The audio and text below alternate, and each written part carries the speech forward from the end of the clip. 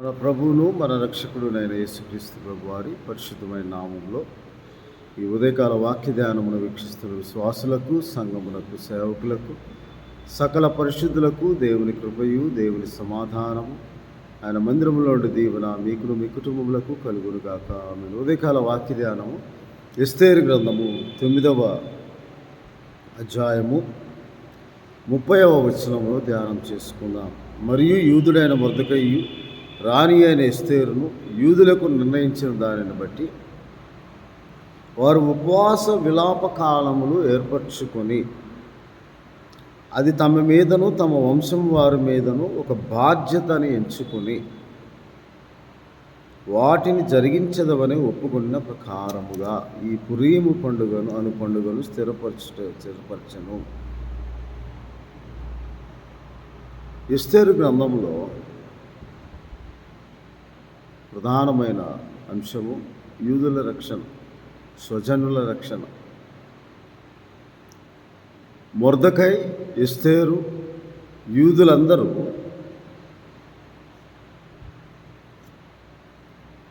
తాము రక్షింపబడిన ఆ దినము జ్ఞాపకం చేసుకుంటూ ఆ దినమునకు పురీము పండుగ అని పేరు పెట్టారు. ఎందుకనగా 21వ వచనం 9వ అధ్యాయంలో యూదులు తమ పగవారి చేత బాధపడక నెమ్మది పొందిన దినములని, వారు దుఃఖము పోయి సంతోషం వచ్చిన నెలని, వారు మూలుగుట మారిన శుభదినమని, ప్రతి సంవత్సరం అదారు యొక్క 14వ దినమందు విందు చేసుకొనొచ్చు 22వ వచనంలో సంతోషముగా ఉండి ఒకరికొకరు బహుమానములను, దరిద్రులకు కానుకలను పంపదగిన దినములను వారికి స్థిరపరచెను అని యూదులు పగవారు అయిన హామాను పన్నిన కుట్రలను విడిపింపబడి తాము రక్షింపబడుటకు ఉపవాస దినములు చాటించి రాణి ఎస్తేరుకు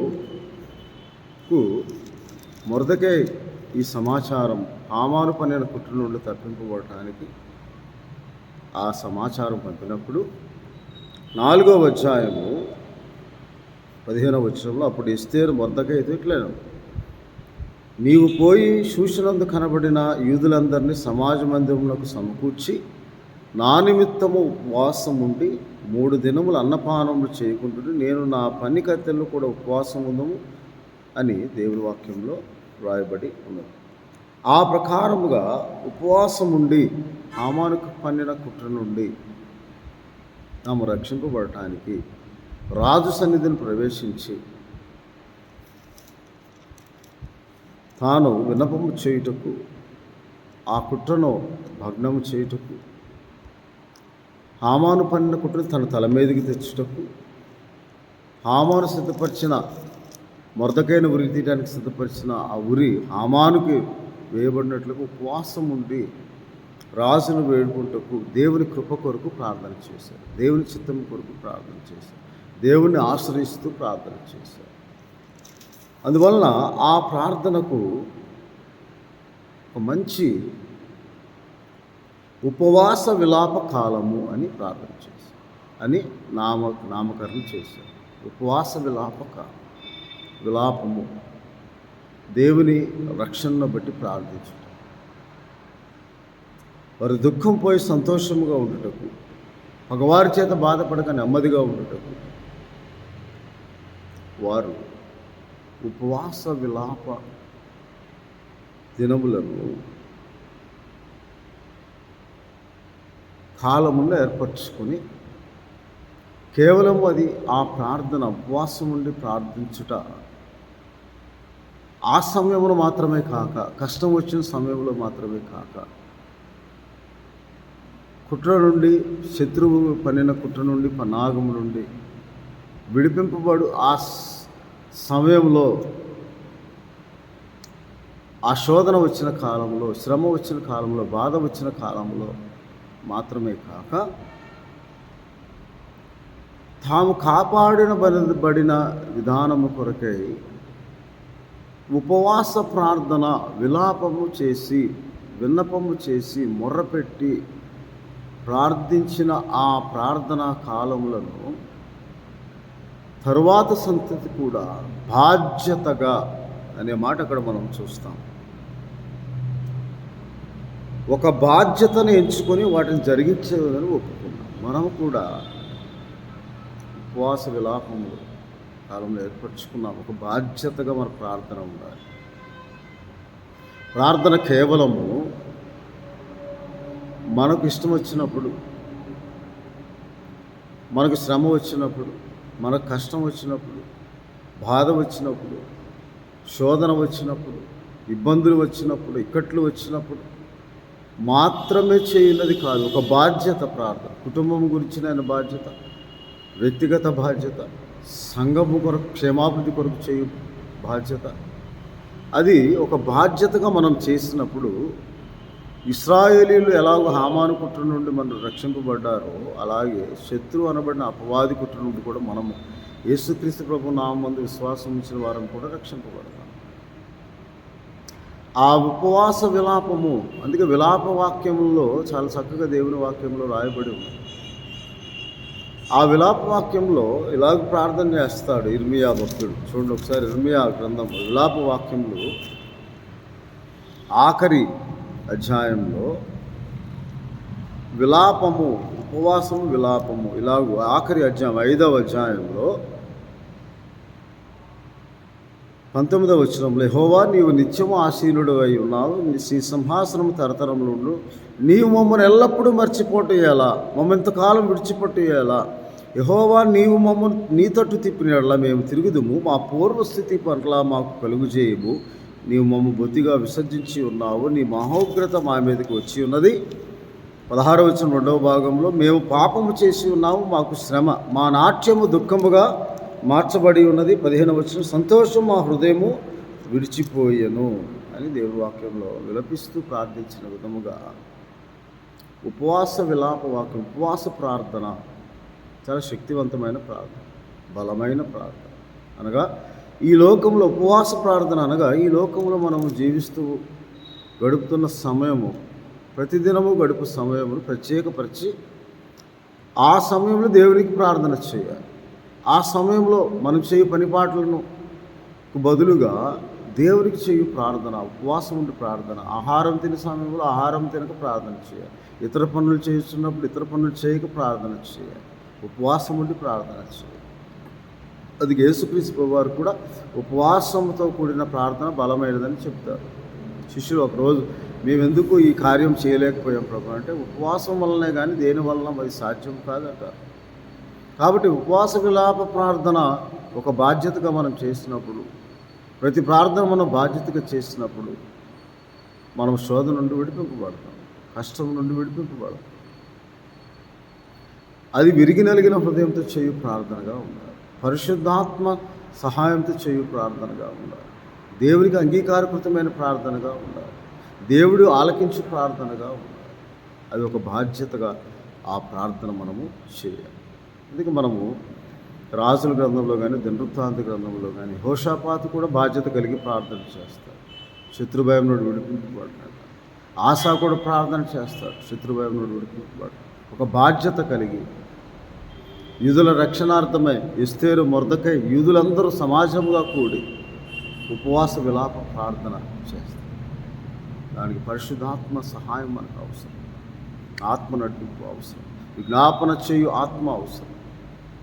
అది దేవుని వల్ల పొందుకునే ఆత్మ. అందుకే ఒక బాధ్యతగా మనం ప్రార్థన, ప్రతిదిన ప్రార్థన కూడా బాధ్యతగా చేయాలి. మన కుటుంబం కొరకు, బిడ్డల కొరకు మనం ఒక బాధ్యతగా ప్రార్థన చేసినప్పుడు దేవుని కార్యములు మన జీవితంలో నెరవేర్చబడతాయి. దేవుని కార్యములు సంపూర్ణ సిద్ధిగా మన జీవితంలో స్థిరపరచబడతాయి. కాబట్టి ఎస్తేరు, మొర్దెకై, యూదా సమాజం వారందరూ ఎలాగూ ప్రార్థన చేశారో మనము కూడా అలాగూ విజ్ఞాపన ప్రార్థన చేయాలి. అందువల్ల విలాప వాక్యంలో కొన్నిసార్లు దేవుడు మన బాధ్యతగా చేయకపోతే ప్రార్థన 3వ అధ్యాయం 7వ వచనంలో, ఆయన నా చుట్టూ కంచె వేసి ఉన్నాడు, నేను బయలు వెళ్లకుండా బరువైన సంఖ్యలు నాకు వేసి నేను బతిమాలి మొరలిడినను నా ప్రార్థన వినకుండా తన చెవి మూసుకుంది. దేవుడు కొన్నిసార్లు మన ప్రార్థన బాధ్యతగా చేయకపోతే, ఆత్మపూర్ణముగా ఉండి ప్రార్థన చేయకపోతే, ప్రతిదినము ప్రార్థన చేయకపోతే, మనకు అవసరం ఉన్నప్పుడే దేవుని జ్ఞాపకం చేసుకొని, అవసరం లేనప్పుడు దేవుని మర్చిపోయే ప్రార్థన చేస్తే చెవులు మూసుకుంటాడు. కాబట్టి అప్పుడు ఏమనుకుంటామంటే 18వ వచనము 2వ భాగంలో, యెహోవా యందు నాకు ఇక ఆశలు లేవు అనుకుంటుని నా శ్రమను నా దుర్వస్థను నేను తాగిన మాచిపతి జ్ఞాపకం చేసుకుని ఎడతెగక నా ఆత్మ వాటిని జ్ఞాపకం చేసుకొని మనం కృంగిపోతూ ఉంటాం. అదే ప్రతిదినము మనం బాధ్యతగా ప్రార్థన చేశామనుకో, నిబ్బరము కలిగి దేవుని ఎదురు ప్రార్థించుటకు నిబ్బరమైన మనస్సు కలిగి దావీదు వలె మనం ప్రార్థన చేయాలి. మనసు నిబ్బరపరుచుకొని యెహోషాపాతు వలె మనం ప్రార్థన చేయాలి. యెహోషాపాతు ఎలాగ ప్రార్థన చేస్తాడు? 2వ దినవృత్తాంతములు 20వ అధ్యాయంలో ఇలాగ దేవుని వాక్యంలో చాలా చక్కగా శత్రువులు చుట్టుముట్టినప్పుడు 20వ అధ్యాయంలో 3వ వచనం, అందుకే యెహోషాపాతు భయపడి యెహోవా యుద్ధ విచారించుటకు మనస్సు నిలుపుకొని చేసే ప్రార్థన. అంటే ధైర్యం, నా దేవుడు నాకు తోడుగా ఉన్నాడు, నా దేవుడు నాకు సహాయం. అందుకే 12వ వచనంలో మా దేవా మా మీదకు వచ్చి ఈ గొప్ప సైన్యంతో యుద్ధం చేయుటకు మాకు శక్తి చాలదు, ఏమి చేయుటకు మాకు తోచదు, నీవే మా దిక్కు అని ప్రార్థన చేశాడు. అది ఒక బాధ్యతగా ప్రార్థన చేశాడు. అలాగే దావీదు భక్తుడు కూడా కుటుంబము కొరకు ప్రార్థన చేస్తారు, ఒక బాధ్యతగా ప్రార్థన. మొదటి దినవృత్తాంతములు 17వ అధ్యాయంలో 17వ అధ్యాయంలో ఇలాగూ దావీదు కూడా మనస్సు నిబ్బరం పరుచుకొని ప్రార్థన చేస్తాడు. ఆయన చిత్తము కనుక్కోవడానికి ఒక బాధ్యతగా కుటుంబ ఆశీర్వాదం కొరకు దావీదు ప్రార్థన చేస్తాడు. ఇలాగూ 25వ వచనం, దేవా నీవు నీ సన్నిధిని విన్నపం చేయుటకు నీ దాసునికి మనోధైర్యము కలిగిన, ఎందుకంటే వాగ్దానం పొందుకున్నాడు. అది ఒక బాధ్యతగా ప్రార్థన చేస్తూ ఉన్నాడు. దేవుని వాగ్దానం నెరవేర్చడానికి, దేవుడు చేసిన వాగ్దానం నెరవేర్చడానికి ఆయన చేస్తాడులే అని మనం ఊపు కూర్చుంటే సరిపోదు. ప్రతిదినం ఒక బాధ్యతగా ఆయన జ్ఞాపకం చేసుకుని అది నెరవేరు వరకు, స్థిరపరచబడి వరకు, మన జీవితంలో కార్యసిద్ధి కలుగు వరకు మనం ప్రార్థన చేస్తూనే ఉండాలి. దానికి మనోధైర్యం అవసరం, మనసులో ధైర్యం అవసరం. ఏ ధైర్యం అంటే నమ్మకంతో కూడిన ధైర్యం, విశ్వాసంతో కూడిన ధైర్యం, ఆత్మ వెనుక తీన ఆత్మతో కూడిన, కుంగిపోయిన ఆత్మతో కాక, పిరికితనము గల ఆత్మతో కాక, ధైర్యంతో కూడి మనోధైర్యం, మనస్సున్న ధైర్యం వచ్చి ఒక బాధ్యతగా కుటుంబం గురించి ప్రార్థన చేస్తూ, నీవు మేలు దయచేసినట్లు నీ దాసునికి సెలవిచ్చి ఉన్నావు, ఇప్పుడు నీ దాసుడు నీ సంతతిని ఉండునట్లు ఆశీర్వదింపును అనుగ్రహించిన యెహోవా నీవు ఆశీర్వదించిన అది అన్నిటికీ ఆశీర్వాదకరంగా ఉంది. మనోధైర్యము, మనసు నిలుపుకొని ఒక బాధ్యతగా మన ప్రార్థన. కుటుంబం కొరకు దావీదు ప్రార్థన చేశాడు. యెహోషాపాతు రాజ్యం కొరకు బాధ్యతగా ప్రార్థన, ఎస్తేరు యూదుల రక్షణ కొరకు బాధ్యతగా ప్రార్థించారు. ఒక బాధ్యత అని మనం ఎంచుకొని ఎస్తేరు గ్రంథంలో మనం చదివిన వాక్య భాగంలో 9వ అధ్యాయంలో అలాగూ మనం బాధ్యత కలిగి ప్రార్థన చేసినప్పుడు దేవుడు మన ప్రార్థనను ఆలకించి మనకు ప్రత్యుత్తరము దయచేస్తాడు. కాబట్టి ప్రతి ప్రార్థన ఉపవాస విలాప ప్రార్థన, విజ్ఞాపన ప్రార్థన, మొర్రపెట్టు ప్రార్థన, ఆయన సన్నిధికి వచ్చి ఒక బాధ్యతగా మనం సంక్షేమాభివృద్ధి కొరకు, కుటుంబము కొరకు, సమాజము కొరకు, బంధువుల కొరకు, స్నేహితుల కొరకు, రక్త సంబంధుల కొరకు, రక్షణ కొరకు ఏ విధం చేత కొందరినైనా రక్షించాలని మన హృదయాభిలాష కలిగి, ఆసక్తి కలిగి మనం ఒక బాధ్యతగా ప్రార్థన చేయాలని దేవుని వాక్యంలో రాయబడింది. కాబట్టి దావీదు వలె కుటుంబం కొరకు బాధ్యత కలిగి ప్రార్థన చేయాలి. ఎస్తేరు మొర్దెకైల వలె సమాజం కొరకు, స్వజనుల కొరకు మనం ప్రార్థన చేయాలి, బాధ్యత కలిగి. యెహోషాపాతు వలె, ఆసా వలె మనం తగ్గించుకొని దేశము కొరకు, రాష్ట్రము కొరకు, అధికారుల కొరకు, ప్రతి ప్రజల కొరకు మనం ప్రార్థన చేయాలి. అది మంచిదయ్యో దేవుని దృష్టికి యోగ్యమైన ప్రార్థనగా ఉంటుందని ఉదయకాల సమయంలో ఆ బాధ్యత కలిగి మనం ప్రార్థించేవారుగా ఉండాలని, ప్రతిదిన ప్రార్థనగా, ప్రతిదినము దేవుని జ్ఞాపకం చేసుకుని ప్రార్థన, ప్రతిదినము మనం చేయి పెట్టు మొర్ర ఆర్తధ్వనిగా, మనం చేయి విజ్ఞాపన ధ్వనిగా, మనం చేయి మనవుల ధ్వనిగా దేవుని సన్నిధిలో దేవుడు మనల్ని జ్ఞాపకం చేసుకున్నట్లు, ఆయన వాగ్దానము నెరవేర్చినట్లు, ఆ వాగ్దానమును మన జీవితంలో స్థిరపరిచినట్లు మనం బాధ్యత కలిగి ఎస్తేరు మొర్దెకైలు ఎలాగ ఉపవాసం ఉండి ఒక బాధ్యతగా తీసుకొని ప్రార్థన చేశారు, అలాగే మనము కూడా మన స్వజనుల కొరకు, రక్త సంబంధికుల కొరకు, కుటుంబము కొరకు, వారి రక్షణ కొరకు, సమాజం కొరకు, సంఘము కొరకు మనం ప్రార్థన చేయాలి. సేవకుల కొరకు, సకల పరిశుద్ధుల కొరకు మనం బాధ్యతగా ప్రార్థన చేసినప్పుడు, యెరూషలేము క్షేమం కొరకు కూడా మనం బాధ్యతగా ప్రార్థన చేసినప్పుడు దేవుడు ఆశీర్వాదించి, దేవుడు మన ప్రార్థన ఆలకించి మనకు సహాయం చేయ దేవుడై ఉన్నాడని ఉదయకాల సమయంలో మన ప్రార్థన. ప్రభువానికి స్తోత్రాలు. కృపగల దేవ, అవును తండ్రి, మేము చేయు ఉపవాస విలాప ప్రార్థన, విజ్ఞాపన ప్రార్థన చేయు, మనకు పెట్టు మొర, అర్పించు కృతజ్ఞతార్పణ, ప్రతి విషయంలో మీకు బాధ్యతగా మేము చేయి ప్రార్థనగా ఉన్నాం. కుటుంబం కొరకైన ప్రార్థన, సంఘ క్షేమాభివృద్ధి కొరకు ప్రార్థన, స్వజనుల కొరకు ప్రార్థన, రక్షణ కొరకు ప్రార్థన మేము చేయనట్టు ఒక బాధ్యతాయుతమైన ప్రార్థనలు మేము చేస్తూ ప్రతిదినము మీరు మిమ్మల్ని జ్ఞాపకం చేసుకుంటూ, మీరు మమ్మల్ని జ్ఞాపకం చేసుకునే ప్రార్థన మేము చేయనట్టు, ఎస్తేరు మొర్దెకైలు ఎలాగూ యూదా జనాంగమందరూ రక్షింపబడినట్టు, సాతాను పన్ను కుట్ర నుండి విడిపింపబడినట్లు ఉపవాస విలాప ప్రార్థన చేయటకు వారు ఒక బాధ్యతగా దాన్ని నిర్ణయించుకొని ఏర్పాటు చేసుకున్నారు.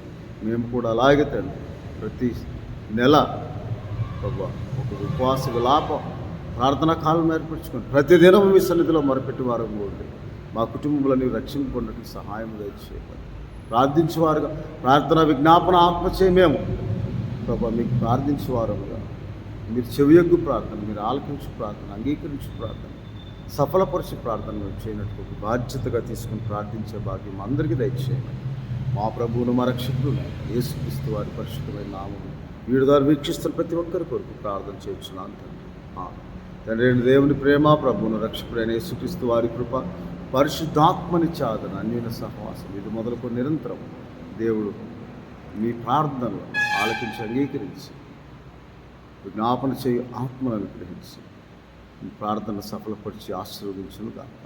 ఆమె. దేవుడు మిమ్మల్ని దీవించును గాక. ఆమె.